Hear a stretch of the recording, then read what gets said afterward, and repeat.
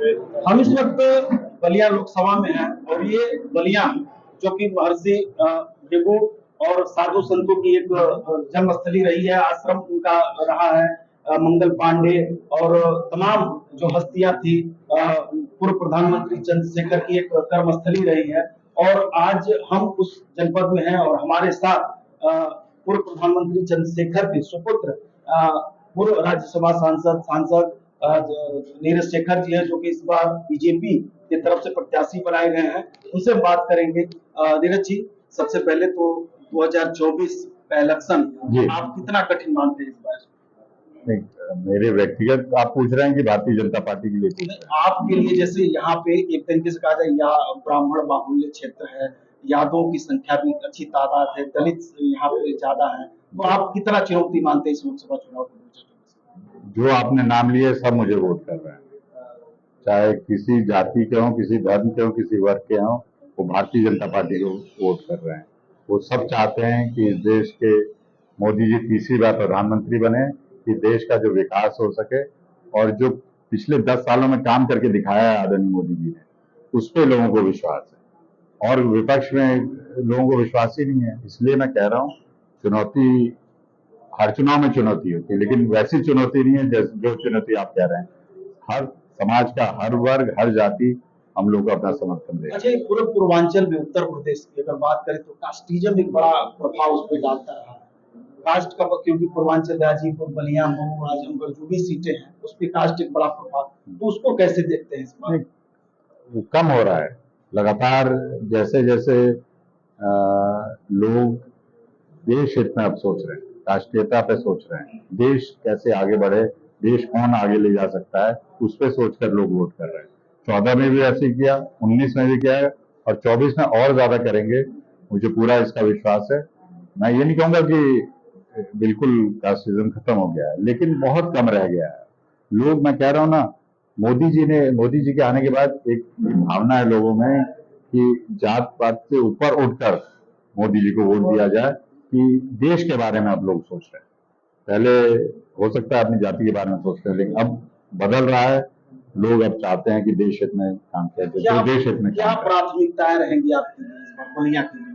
हमेशा विकास प्राथमिकता है। और मैं जो बात बार बार कहता हूँ, आजादी के बाद जो प्राथमिकता होनी चाहिए थी, सड़क, बिजली, पानी, स्वास्थ्य, शिक्षा, इन सब चीजों पे पहले काम होना चाहिए, तो तब देश कहाँ होता। पहले प्राथमिकताएं बनी नहीं।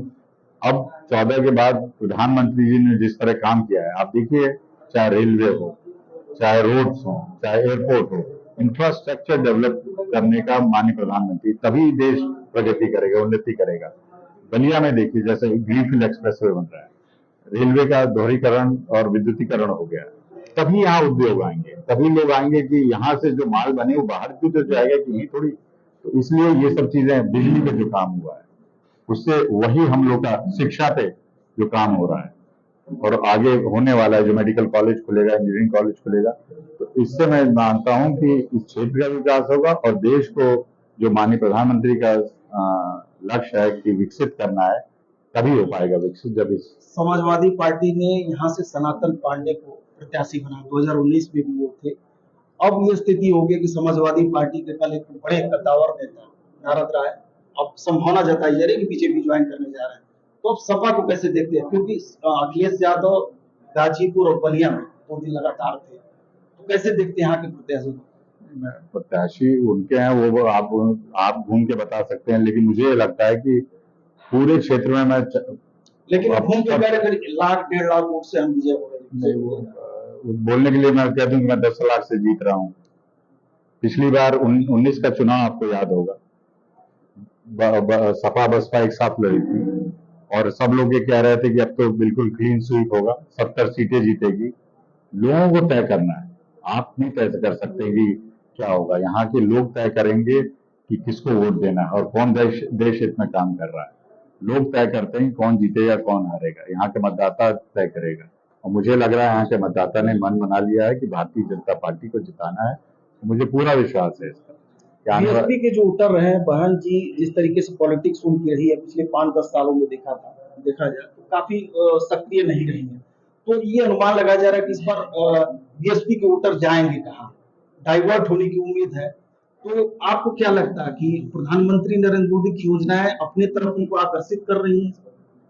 सारी योजनाएं सबके लिए हैं और वो बिल्कुल आकर्षित कर रही हैं। और सब वोट, मैं वही कह रहा हूँ, जाति धर्म से ऊपर उठकर लोग इस बार वोट देने वाले हैं। ऐसे ही प्रधानमंत्री नारा नहीं देते हैं 400 पार का। आप पिछली बार उन्होंने 300 पार कहा था, लोगों ने उसका मान रखा। मुझे पूरा भरोसा है, क्योंकि जो काम किया है उन्होंने, आप फर्क सबको दिखाई दे रहा है, तब तो आप कैसे उसको नकार सकते हैं? आप इसीलिए बात हो रही है संविधान बदलेंगे, आरक्षण हो जाएगा, ये खत्म हो जाएगा, ये सब जब हताश विपक्ष हो जाता है कि उसके पास मुद्दा नहीं है। हमारे 14 में क्या हुआ? करप्शन सबसे बड़ा मुद्दा था। आज करप्शन कहीं है ही नहीं, कहीं किसी कोई बात ही नहीं कर रहा है उसकी।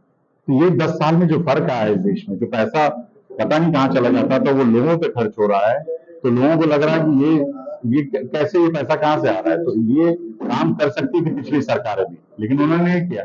अब वो काम हो रहा है तो लोगों को इसलिए माननीय प्रधानमंत्री में विश्वास है। जी, धन्यवाद। तो जैसा कि सुन रहे थे, हमारे साथ नीरज शेखर जी थे। इनका साफ तौर पे कहना है कि प्रधानमंत्री की जो योजनाएं हैं वो सबको मिल रही हैं और आगे आने वाले समय में इस बार बीजेपी भारी मार्जिन से चुनाव अब हमें भी थोड़ा